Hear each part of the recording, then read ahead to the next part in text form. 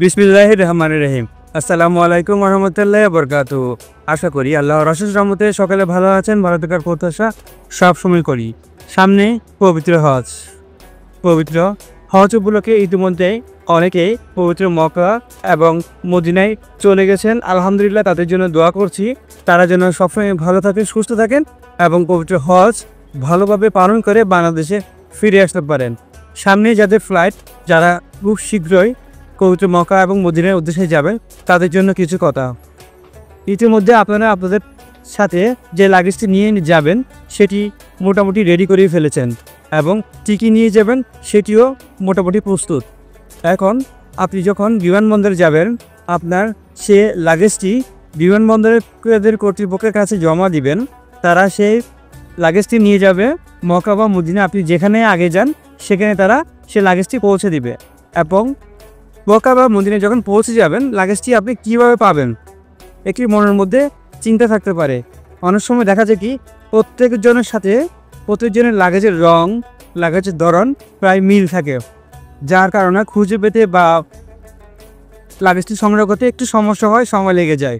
সেই হিসেবে আমি বলবো, যারা প্রথম বাংলাদেশ থেকে এয়ারপোর্টে গিয়ে বোর্ডিং পাসটা নেবেন, তখন বোর্ডিং পাসের সাথে ছোট একটি কাগজ দেওয়া হয়, সেটি আপনার পাসপোর্টের সাথে লাগিয়ে দেওয়া হয়।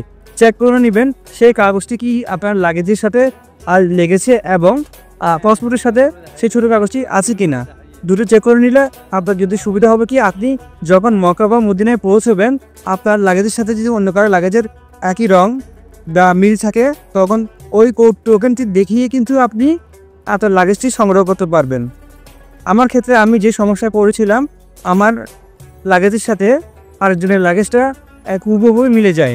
তখন আমরা সেই লাগেজটি যখন বেল্টের মধ্যে যখন আসে আর শুধু ঘুরছিল, কিন্তু আমাদের কোনো দুজনের মধ্যে কারো কিন্তু কোনো চিহ্ন দিয়ে রাখিনি, বা সেই চিহ্ন দিয়ে রেখেছিল সেটি আর দেখা যায়নি, যার কারণে লাগেজ ঘুরছিল, কেউই সংগ্রহ করছি না।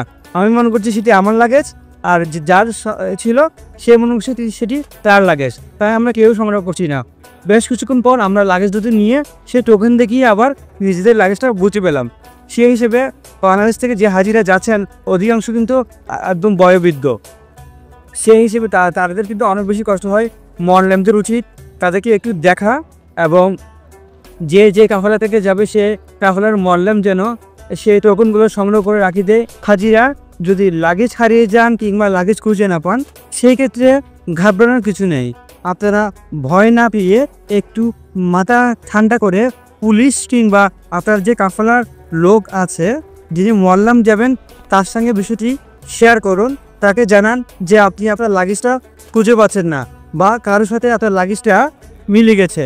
সেই হিসেবে আপনি পুলিশ কিংবা বিমানবন্দর কর্তৃপক্ষ যারা থাকবে তাদের সঙ্গে যোগাযোগ করুন এবং আপনার যে মোয়াল্লেম থাকবে তাকে বলুন, এবং সে আপনাদেরকে যতটুকু পারে সহযোগিতা করে আপনার লাগেজটি খুঁজে এনে দেবে। মাথায় রাখবেন, লাগেজ কখনো কেউ নিয়ে যাবে না। যারা হজ করতে যায় তাদের মন মানসিকতা কিন্তু এমন থাকে না, তারা আল্লাহর পথে যায়, তারা আল্লাহকে পেতে এবং আল্লাহকে খুশি করতে যায়। তাই আপনার লাগেজ যদি না পেয়ে থাকেন, তবে আপনার ঘাবড়ানোর কোনো কিছু নেই।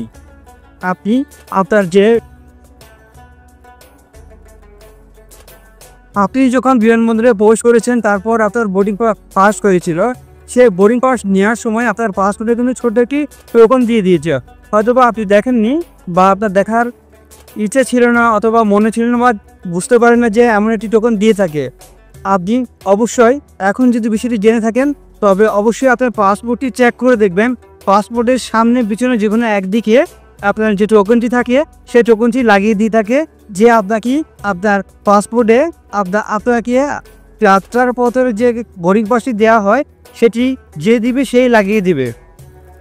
এবং আপনি যেখানে যান না কেন, আপনার সে লাগেজটি আপনার সাথেই যাবে এবং আপনি ওই টোকন দেখিয়ে লাগেজটি সংগ্রহ করতে পারবেন। তাই বলছি, না ঘাবড়িয়ে ঠান্ডা মাথায় চিন্তা করে কাজ করুন। আমরা যারা হজে যাই তারা তো মোটামুটি বয়স আছে, আমরা খুঁজে নিতে পারি, একটু পরামর্শ করি। যারা বয়োবৃদ্ধরা যায় বাংলাদেশ থেকে বড় হজে, বেশিরভাগ কিন্তু বয়োবৃদ্ধরাই যায়, কারণ অনেক জায়গায় চেনে না, জানে না, ভয় পেয়ে যায়, কান্নাকাটি করে। এইসব না করে আপনারা খোঁজ নেন, পুলিশের কাছে বলুন, নিরাপত্তা কর্মীদের কাছে বলুন। এবং যারা হাজি ভাইরা একজন আরেকজনের সাথে যান, কথা বলেন, যাত্রা পথে কথা বলে একজন আরেকজনকে আপন করে নেন এবং সহযোগিতা করুন। এখানে আপনারা যাচ্ছেন আল্লাহর সান্নিধ্য লাভ করার জন্য, সব আদায় করার জন্য এবং আল্লাহকে খুশি করার জন্য। যাত্রার পথে যদি এমন বিব্রতকর পরিস্থিতিতে পড়তে থাকেন, তবে আপনার হজ করার ক্ষেত্রে, ইবাদত করার ক্ষেত্রে একটু ঝামেলা হয়, একটু প্যারেশানি